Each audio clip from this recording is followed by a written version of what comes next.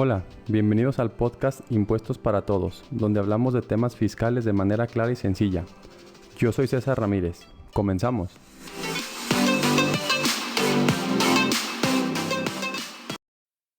Hola a todos, ¿cómo están? Sean todos bienvenidos a este nuevo capítulo del podcast. El día de hoy vamos a platicar de las retenciones. ¿Qué son las retenciones? ¿Para qué sirven? ¿Quiénes están obligados a hacerlas? Bueno, pues por principio de cuentas es importante mencionar o señalar que las retenciones son obligaciones que nos pone las leyes fiscales de en algunas ocasiones o en algunos supuestos llevar a cabo, como su nombre lo indica, una retención, es decir, quitarle dinero a un proveedor o a un cliente bajo ciertas condiciones para ese dinero entregárselo directamente al fisco, obviamente a nombre de esta persona, ¿no? Y existen diversos supuestos cuando tenemos que hacer estas retenciones. Vamos a platicar de algunos de ellos y vamos a ver por qué se hace de esta manera o por qué existen estas mentadas retenciones.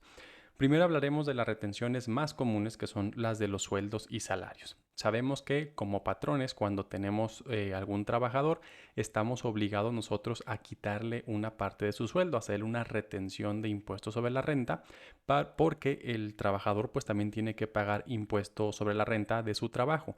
Entonces, para el fisco es más sencillo controlar únicamente al patrón que controlar a todos sus trabajadores, porque imagínense si pusieran a que los trabajadores hicieran sus declaraciones ellos solitos del dinero, pues estaría más complejo andar correteando a todos, ¿no? Entonces, pues al gobierno se le ocurrió que sería más sencillo nada más corretear a uno y no corretear a todos. Entonces le endilgó esa obligación al patrón. Le dijo, cada vez que tú contrates a un trabajador y le vayas a pagar un sueldo, tú le quitas una parte de su sueldo y me la entregas a mí a nombre de él. Entonces, cuando somos personas físicas o personas morales que tenemos trabajadores, pues estamos obligados a hacerles esta retención a nuestros trabajadores. Entonces, ¿cuánto les vamos a retener? Pues dependerá de cuánto ganen. Recordemos que el ISR para personas físicas, que son nuestros trabajadores, pues puede ir desde el 1.92% hasta el 35%. Entonces, dependiendo del sueldo que gane esta persona, es el monto que yo le voy a estar reteniendo de ISR. Entonces los trabajadores realmente pues no pueden hacer mucha planeación fiscal porque a ellos se les quite el dinero prácticamente antes de que les llegue a la bolsa. Es decir, cuando les llega a su sueldo, si la persona gana 20,000 pesos, pues a ella nada más le van a llegar 17 o 18,000 pesos porque ya viene el ISR descontado, ¿no? Entonces esas son las más comunes y esas están obligadas a hacerlas los patrones, ya sea personas físicas o personas morales. No hay ninguna diferenciación en esas dos partes.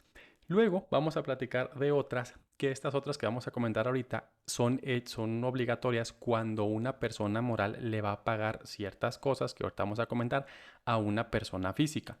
¿Y esto por qué se da? Básicamente es porque pues al gobierno obviamente no nos puede prohibir muchas cosas porque estaría limitando nuestros derechos, pero trata de hacerlo o trata de inhibir ciertas conductas a través de retenciones. ¿Por qué digo esto? Porque obviamente sabemos que las personas morales pagan un 30% de ISR y las personas físicas van a pagar del 1 al 35%, pero si el ingreso no excede más o menos como de unos 3 millones de pesos al año, es decir, cuando una persona física gana 3 millones de pesos al año, paga un ISR del 30%. Si gana menos de ese monto, va a pagar menos porcentaje, va a pagar un 29, 28, 27, 15, 12, va bajando. Y si gana más de esa cantidad, pues va a empezar a pagar 31, 32 hasta llegar al 35%. Entonces, pues obviamente en algunos tipos de planeaciones fiscales, pues se usaban a las personas físicas. Entonces, el gobierno trató de un poquito ahí medio, no prohibirlo, como les comento, pero sí, cuando menos si la vas a hacer, pues me llevo yo una parte, ¿no? Entonces tenemos pues que cuando una persona moral contrata un servicio profesional de una persona física, en ese caso la persona moral está obligada a hacer una retención del 10% del monto. Es decir, si yo contrato a un abogado para la empresa, para que haga una demanda, para que haga un contrato, ese pago que le voy a hacer yo como persona moral a la persona física va a llevar una retención del 10% del monto.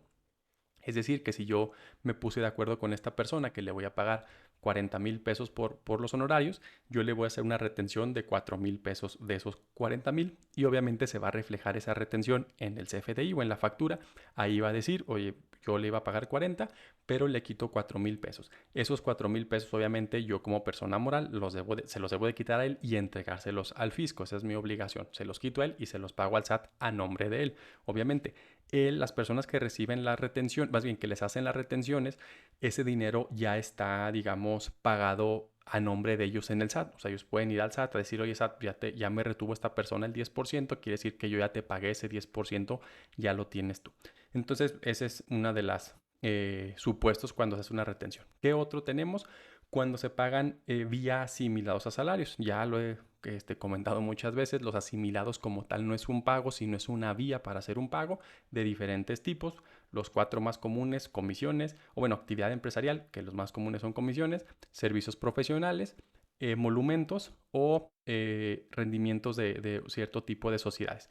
Entonces, en este caso, cuando es una prestación de servicios pagada vía asimilados, cuando es una actividad empresarial o una comisión pagada vía asimilados, y cuando es un rendimiento de un anticipo de una sociedad civil, una sociedad cooperativa, en esos tres la retención también le va a hacer la persona moral en caso que sea la que pague una retención, y la retención será otra vez de entre el 1.92 o el 35%. En ese rango se va a mover esa retención.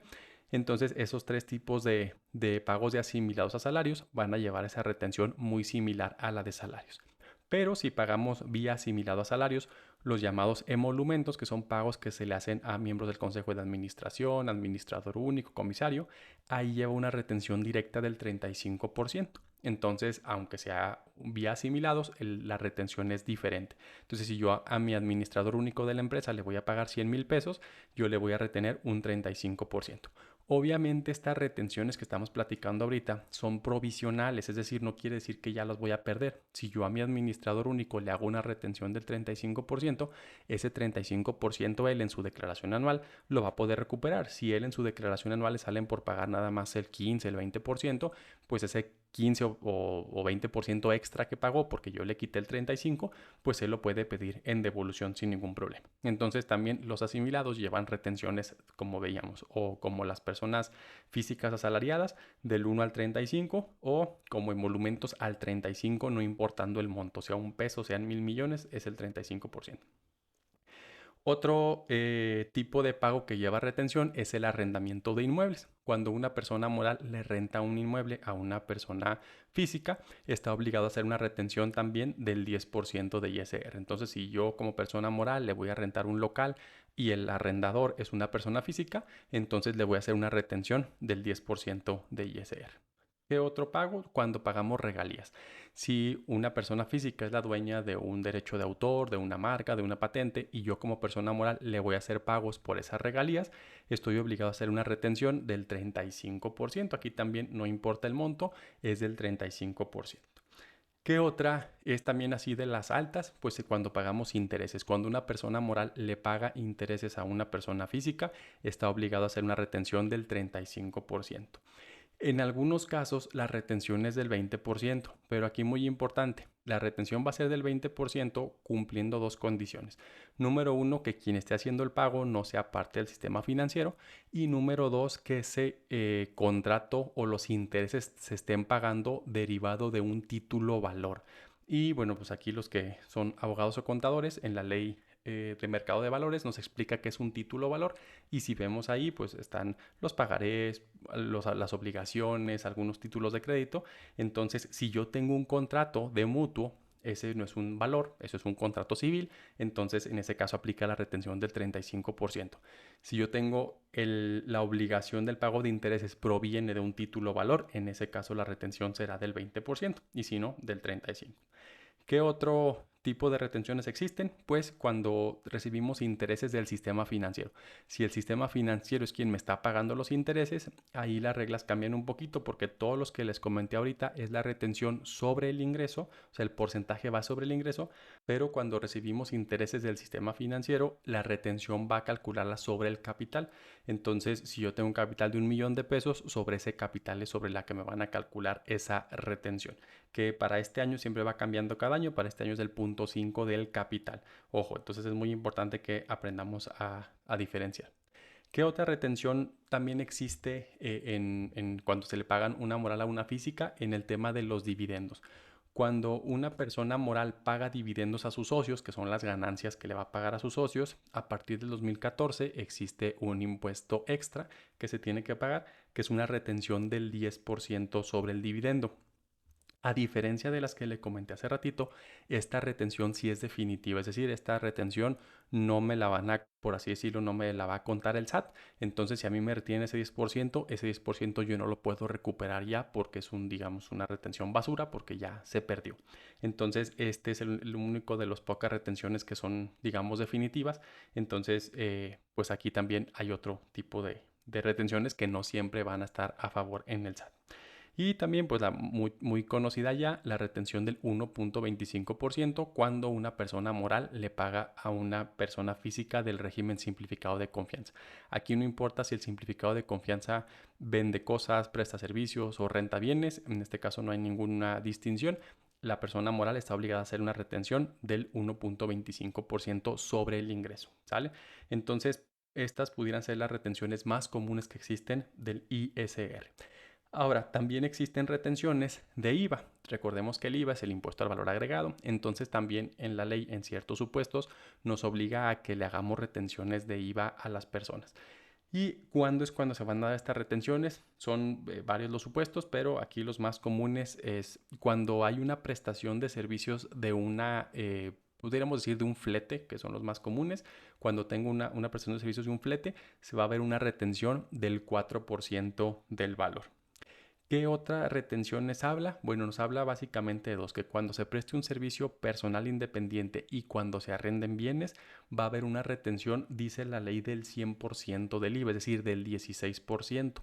Sin embargo, vía reglamento nos dice que estas retenciones podrán bajarse a las 2/3 partes del IVA. Es decir, si el IVA es del 16%, las 2/3 partes, si dividimos el IVA entre 3 y lo multiplicamos por 2, nos da 10.67. Entonces, en prestaciones de servicios y en arrendamientos vamos a tener la retención no del 100% del IVA, sino de las 2/3 partes del IVA. Y esto básicamente es lo mismo, es que el fisco quiere que tú le quites dinero a las personas y se lo entregues a ella a nombre de la persona, ya que la persona a la que le retuviste pues venga conmigo y acá hacemos cuentas. Entonces, esas, digamos, son las retenciones más comunes que existen en el sistema fiscal mexicano. Ahora, ¿qué problema tendría de no hacer la retención? De si se me olvidó la retención, no sabía qué problema pudiera tener yo si no hago esas retenciones. Bueno, básicamente son dos.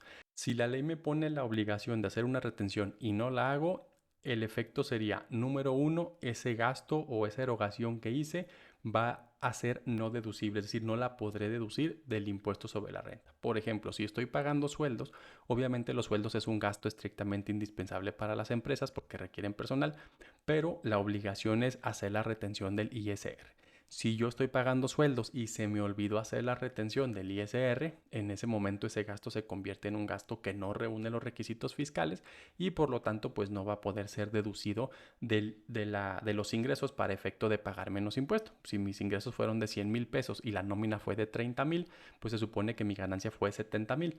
Pero si la nómina se me olvidó hacer la retención, entonces mis gastos pues prácticamente son de cero y el impuesto me lo van a cobrar sobre 100,000. Entonces el primer efecto de no hacer las retenciones cuando tengo que hacerlas es que el gasto no se puede deducir o es no deducible o no reúne los requisitos para que se pueda deducir. Y el número dos es que en caso de una revisión, esa retención que yo no hice y que estaba obligado a hacer, me la van a cobrar a mí. Es decir, oye, contrataste a un abogado, tenías que haberle retenido el 10% del valor, no lo hiciste. Consecuencia número uno, ese gasto que hiciste no es deducible. Consecuencia número dos, lo que tenías que haberle retenido me lo pagas tú de tu bolsa. O sea, yo te dije quítale a él y dámelo tú. No sé lo que hiciste quitar, pues quiere decir que tú tienes mucho dinero y tú me lo pagas de tu bolsa. Entonces, en el ejemplo que dábamos hace ratito, si el abogado lo contraté yo por 40,000 pesos y se me olvidó retenerle el impuesto, entonces cuando me revise el fisco me dice, pues eran 40,000, no retuviste, estás obligado a retener, entonces esos 40,000 pues no te los puedo tomar como deducibles y la retención de los 4,000 pesos sale ahora sí de tu bolsa. ¿Por qué? Porque pues no lo hiciste como te dije, entonces alguien me tenía que pagar esa retención, entonces vas a ser tú. Entonces por eso hay que tener mucho cuidado con las retenciones, porque no es nada más que, pues se me olvidó, no, se me olvidó, es no deducible y lo voy a pagar yo de mi dinero. Entonces por eso debemos de tener mucho cuidado con las retenciones. Y también en su contraparte, cuando sí hago las retenciones y no se las pago al fisco, ahí sí hay mucho problema. ¿Por qué? Porque básicamente se entiende que me estoy robando un dinero que ni siquiera es mío. O sea, el gobierno me dice, está bien que el ISR no me lo quieras pagar porque el ISR sí sale de tu bolsa, pero ni el IVA es tuyo, ni las retenciones son tuyas. O sea, esas sí no tienes ningún derecho de no quererlas pagar porque esas no salen de tu bolsa. O sea, las retenciones salen de la bolsa de la persona a la que se las quitaste, en el caso de los salarios. A tu trabajador le estás quitando un impuesto, entrégamelo, ¿por qué te lo quedas? O sea, ese dinero no te lo puedes quedar. Por eso es que en esos dos tipos de impuesto prácticamente nunca tenemos ninguna facilidad ni de parcialidades ni de pago diferido. ¿Por qué? Porque ese dinero no es mío. En ISR sí, porque ese dinero sí sale de mi bolsa, entonces me dan ciertas facilidades para pagarlo. Pero las retenciones ni el IVA no, porque ese dinero en teoría nunca fue mío. Yo únicamente fui el medio para llegárselo al SAT, entonces no tengo ningún derecho de quedarme con un dinero que no me corresponde, ¿verdad? Entonces, por esa parte, las retenciones nunca tienen eh, ese beneficio de poder ser en parcialidades. El IVA obviamente tampoco por las mismas razones. Entonces hay que tener muchísimo cuidado con esto en este tipo de retenciones y de pagos porque ya vimos que hay consecuencias de no hacerlo. Hay veces que lo tomamos muy a la ligera, pensamos que no va a haber problema, pero pues ya vimos que sí pudiera existir un problema en esa parte, ¿no? Pues muy bien, eso fue el tema del día de hoy. Ya saben que si tienen alguna duda o pregunta, con mucho gusto la podemos responder a través de nuestras redes sociales. Les agradecemos mucho su tiempo, que pasen muy buen día.